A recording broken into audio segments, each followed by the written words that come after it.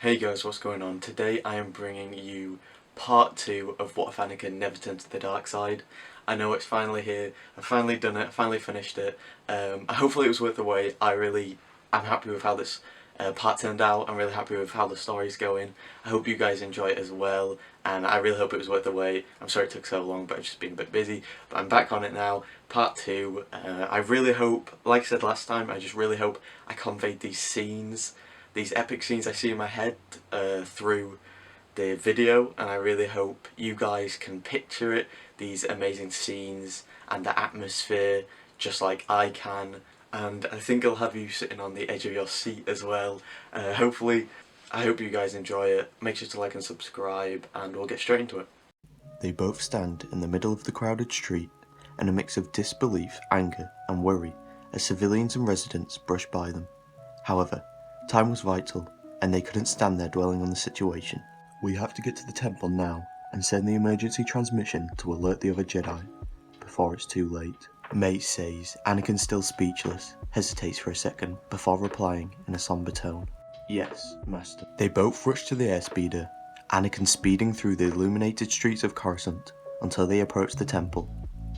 The two approach the temple, being greeted by several alert temple guards and Sindralig, the chief of security for the temple.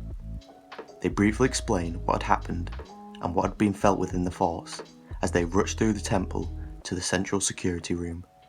The large halls and corridors of the building were filled with a very cold, lonely, heavy atmosphere as confused Jedi lined the corridors. Once in the central security room, Mace Windu activates the Jedi Beacon, a device that's purpose is to contact all Jedi throughout the galaxy and transmitted a holographic message saying into the holoprojector. This is Master Windu. I regret to report that the Dark Lord of the Sith has deceived us all, finally revealing himself to execute one final strike against the Order and the Republic, one more cunning and greater than we could have ever predicted. Our Jedi Order is at threat of extinction. This message is a warning and a reminder for any surviving Jedi. Trust in the Force. Any remaining Jedi must return to the temple. The future is uncertain, however one thing is known. You must avoid detection at all costs on your travels to the temple. Be secret, but be strong. We will each be challenged, our trust, our faith, our friendships. But at the temple we must stand, together. May the Force be with you, always. Turning away, in troubled thought, Mace and Anakin gathered with Sindralig, Shakti, Jocasta Nu, and the few other Jedi Masters present at the temple.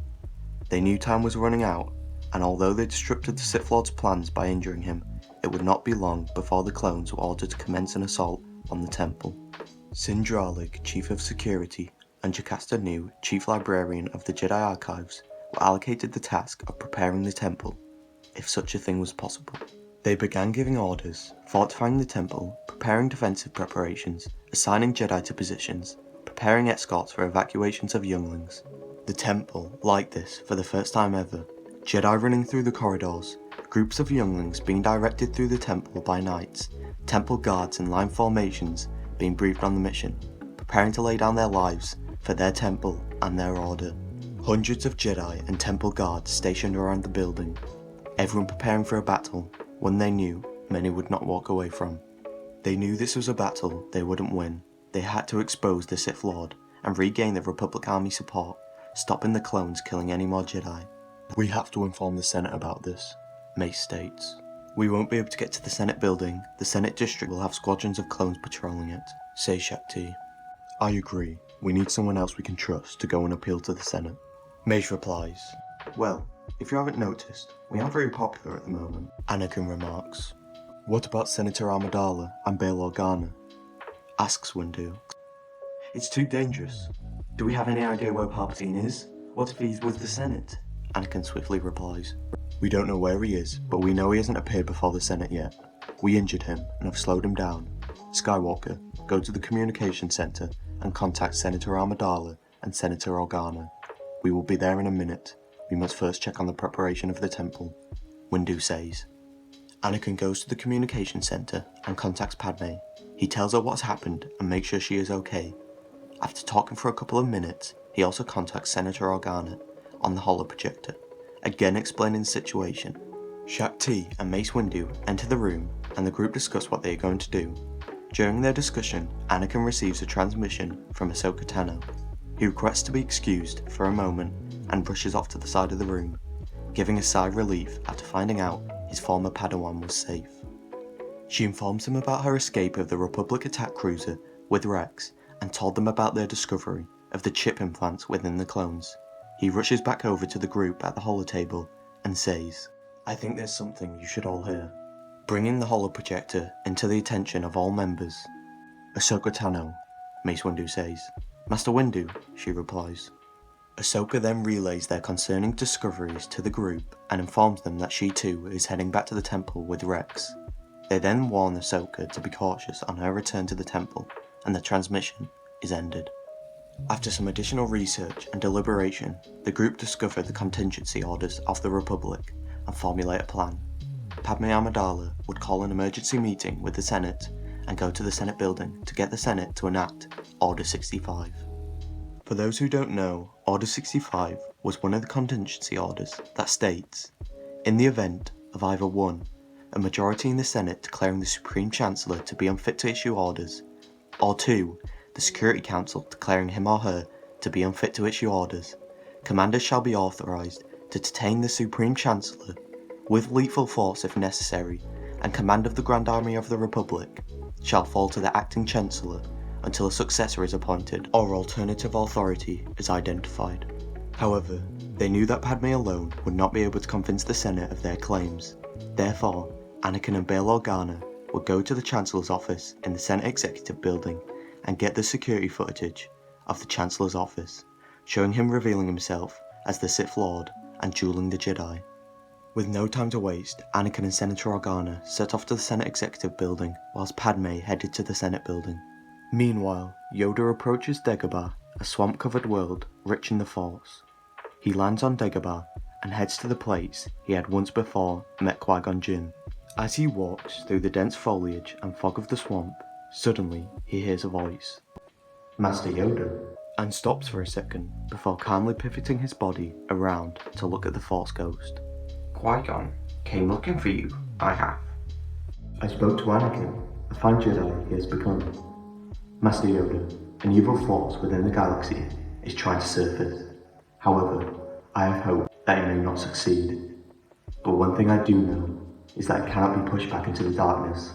It must be destroyed. Only then can there truly be balance within the Force."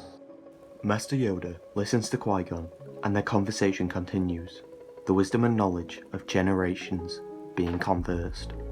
Back on Coruscant, Padme is in the Senate building in front of a small group of senators trying to convince them of the crimes of Palpatine and the scheme to eradicate the Jedi Order.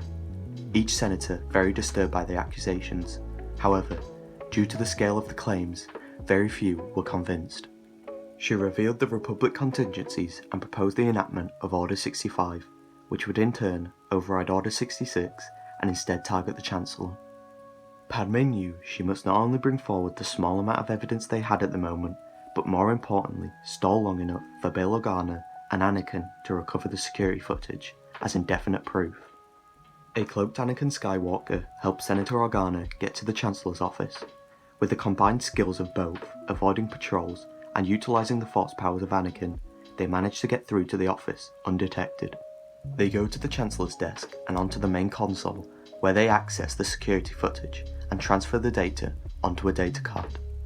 As they remove the data card, a squadron of clones enter the office and begin firing upon the two. Anakin draws his lightsaber and deflects the laser bolts back into the soldiers he used to fight beside. "Come on, we have to go, now," Anakin shouts. The two run through the corridors, Bail with his blaster drawn, Anakin deflecting laser bolts, cutting through the clones and Senate guards. Back at the temple, Windu and Shakti stand above the main staircase, alongside hundreds of Jedi and temple guards. In the distance, a legion of 501st soldiers appear from the night. The vibrant light of the district illuminate their helmets, as line after line of troops begin marching towards the temple, their synchronized steps being felt through the ground. "Come on, Skywalker," Windu mutters to himself. So that's part 2. I really hope you guys enjoyed it. I will be trying to get part 3 out, hoping to get it out within the next 2 weeks.